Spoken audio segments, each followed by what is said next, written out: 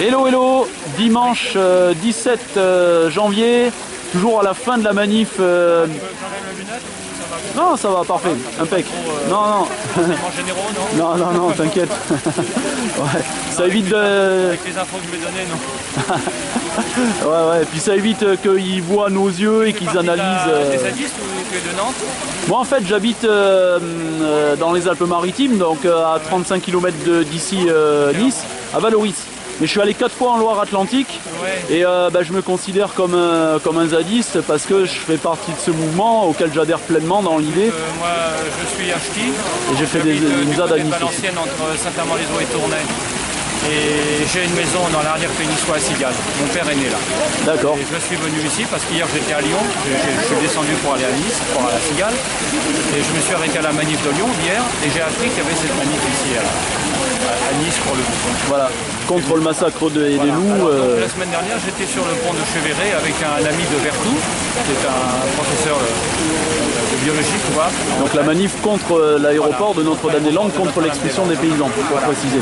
Alors ce que je voudrais dire, c'est que je suis un naturaliste évidemment, très sensibilisé à la question de l'érosion de la biodiversité. Je fais partie du conseil d'administration de Nord Nature Environnement, donc la fédération qui regroupe, maintenant il y a la Picardie avec, la nouvelle région.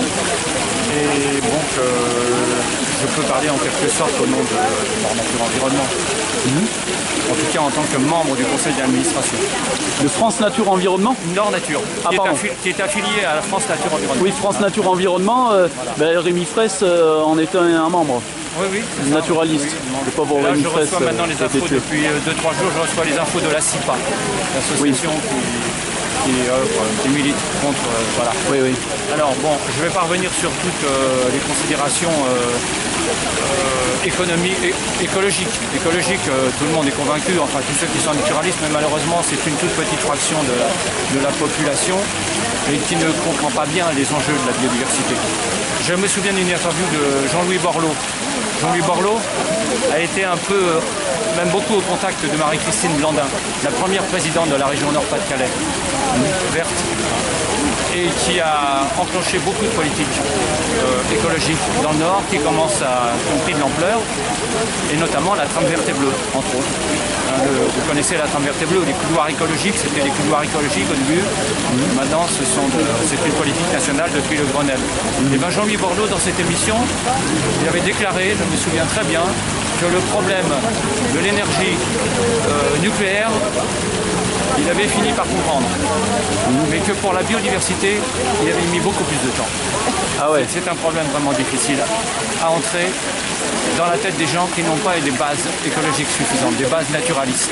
Or, une éducation à l'environnement ou à la nature plutôt, c'est très très récent en France. Moi quand j'étais étudiant, je me souviens très bien qu'on m'a fait disséquer une grenouille pour voir en l'excitant sur une patte à un endroit donné de sa patte écorchée, comment ça réagissait. C'était ça l'éducation des sciences naturelles à l'époque. Maintenant c'est les sciences et vie de la Terre et il y a un volet écologique. C'est différent. Mais il va falloir beaucoup de temps pour que le problème de la biodiversité entre. Il fera les coupures après. Entre dans la tête des gens qui comprennent que c'est vital. Comme ici on protège le loup, c'est pour ça. En fait, pour des loups, c'est pas seulement le loup, mais c'est l'ours, c'est le lynx, tous les prédateurs. Les chasseurs ont la plupart des prédateurs qui viennent de concurrence, ils les ont dans le collimateur. Ils supportent pas la concurrence. Oui, voilà, c'est pour ça que j'ai écrit sur ma pancarte aujourd'hui, nous ne sommes pas seuls sur Terre. Voilà. Bon, maintenant je reviens sur le problème économique. Il y a un comité de citoyens qui a chiffré les coûts respectifs de Notre-Dame-des-Landes, nouvel aéroport, et de la rénovation de l'aéroport actuel Nantes-Atlantique. C'est 10 le facteur en faveur de Notre-Dame-des-Landes. Notre-Dame-des-Landes, la rénovation, avec tout ce qu'il faudrait pour qu'elle puisse encore durer des dizaines d'années, c'est 10 fois moins que la construction de Notre-Dame-des-Landes. Ah oui. Bon, maintenant il y a un autre problème, c'est que les médias, notamment Ouest France, sont complices du pouvoir et désinformés. Ils ont publié il y a 10 jours un petit article, soi-disant écrit par 2 pilotes qui ont été très courageux, ils ont donné leur prénom simplement. Et qui démontrent qu'ils sont en faveur de Notre-Dame-des-Landes et ils démontrent le projet de rénovation de Nantes-Atlantique. Alors qu'il y a une centaine de pilotes qui est opposé à Notre-Dame-des-Landes aussi. Ce comité de pilotes, et eux, on de les grands a pas fait parler. professionnels, ce comité de grands professionnels, j'ai lu leur réponse à cet article, qui est très explicite, en faveur de la rénovation de Notre-Dame-des-Landes. Eh bien, le journal Ouest France a refusé la publication de ce droit de vote. Ah ouais. Moi, je pense qu'il faut investir. Il faut investir Ouest France. J'aurais proposé ça, je suis allé le lendemain à l'Assemblée Générale sur la ZAD, le dimanche, le lendemain de la manif. Ouais. Je voulais parler de ça. C'est un peu exactement ce que j'ai dit, mais je pense que j'en ai parlé avec les responsables en tout cas. Il faut investir les médias en faisant venir des journaux sur lesquels on peut compter, évidemment. Il n'y en a pas beaucoup, mais il faut que l'information soit transmise. La population est désinformée. C'est pour ça qu'il y a encore tant de gens qui sont contre la rénovation et pour Notre-Dame-des-Landes. Oui, parce que en fait, il y a la désinformation des médias de masse qui appartiennent aux grands groupes financiers, il faut le dire. Et donc du coup, de manière générale, ça vaut sur tous les sujets. C'est Notre-Dame-des-Landes et tout le reste, c'est toute une société. En fait, il faut, je pense, créer beaucoup de nos propres médias, faire des automédias. Par exemple...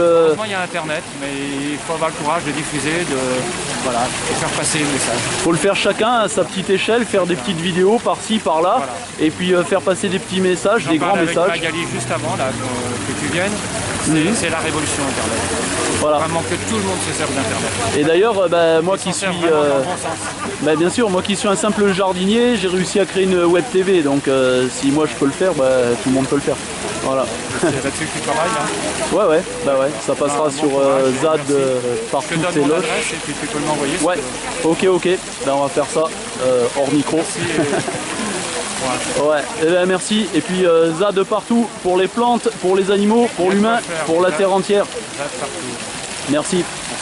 Et bravo pour tes engagements.